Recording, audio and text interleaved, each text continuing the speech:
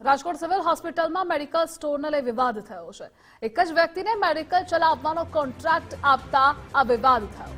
2009 થી ટેન્ડર વગર medical store ચાલતો હોવાનો આરોપ પણ છે। ભાજપના નેતાના ભાઈ ટેન્ડર વગર સ્ટોર ચલાવતો હોવાના આરોપો લાગ્યા છે। અગાઉ પણ ટેન્ડર વગર મેડિકલ સ્ટોર ચાલતા વિવાદ થયો હતો। કોંગ્રેસના સંજય લાખાણીએ માહિતી અધિકારમાં માહિતી માંગી અને આજ મુદ્દે સંવાદદાતા રહીમ જોડાયેલા છે। રહીમ, મેડિકલ સ્ટોરને લઈ આ વિવાદ શું છે? ધ્રુવિસા, ચોક્કસપણે રાજકોટ સિવિલ હોસ્પિટલ એટલે ત્યાં સરકારી સુવિધાથી સજ્જ હોવાની વાતો કહેવામાં આવે છે, પરંતુ ત્યાં ખાનગી મેડિકલ સ્ટોર છે કે સસ્તી દવાના નામે જે પ્રધાનમંત્રી જન ઔષધિ જે કેન્દ્ર છે તે પણ છે ને સાથે સાથે ખાનગી મેડિકલ સ્ટોર પણ સમાવેશ કરવામાં આવ્યો છે। સૌથી મોટો સવાલ છે કે જે ખાનગી મેડિકલ સ્ટોર છે તે ભાજપના જે પૂર્વ સાંસદના ભાઈનું આ મેડિકલ સ્ટોર હોવાનું સામે આવ્યું છે ને 2009થી એક પણ પ્રકારની ટેન્ડર પ્રક્રિયા કર્યા વગર મૌખિક ભાડા કરારના આધારે આ મેડિકલ સ્ટોર છે તે આપવામાં આવ્યા હોવાની વિગત સામે આવી છે। આરટીઆઈ દ્વારા આખી આ વિગત સામે આવી છે। અગાઉ પણ આ મેડિકલ સ્ટોરને લઈને વિવાદો છે તે વકર્યા હતા। પૂર્વ અધિક્ષકે કહ્યું હતું કે અમે ટેન્ડર પ્રક્રિયા શરૂ કરી છે, પરંતુ હજી સુધી આ ટેન્ડર પ્રક્રિયા છે તે હાથ ધરવામાં નથી આવી। તેને લઈને અનેક વિવાદો છે તે સર્જાયા છે।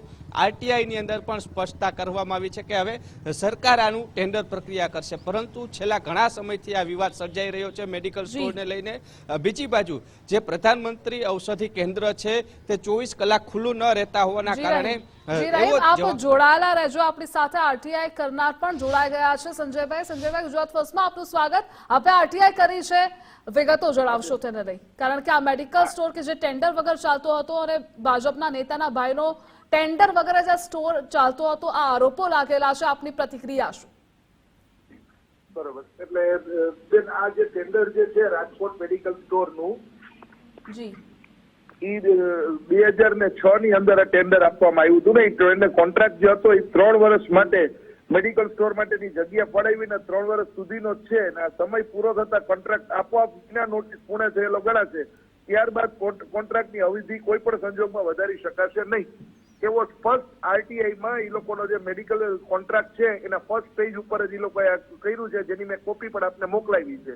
ને એ પછી એ લોકોએ રીટેન્ડરિંગ કરીને 2016 સુધી રીટેન્ડરિંગ કે કોઈ બીજા ટેન્ડર નથી આવ્યા ને અત્યારે કોરોના એવા જુદા બધા નોર્મ્સ કાઢીને પછી 2016 થી મૌખિક સૂચનાથી આ ટેન્ડર વગર મેડિકલ સ્ટોર ચલાવવામાં આવે છે। ફક્ત ને ફક્ત એનું કારણ એટલું કે આ ડોક્ટર વલ્લભ કથિરિયા જે પૂર્વ આપણા કેબિનેટ મંત્રી હતા સેન્ટ્રલના, અત્યારે એમના ભાઈ છગનભાઈ કથિરિયાના નામે સંજયભાઈ જોડાવા બદલ આભાર આપનો। જી રહીમ, આપનો પણ જોડાવા બદલ આભાર।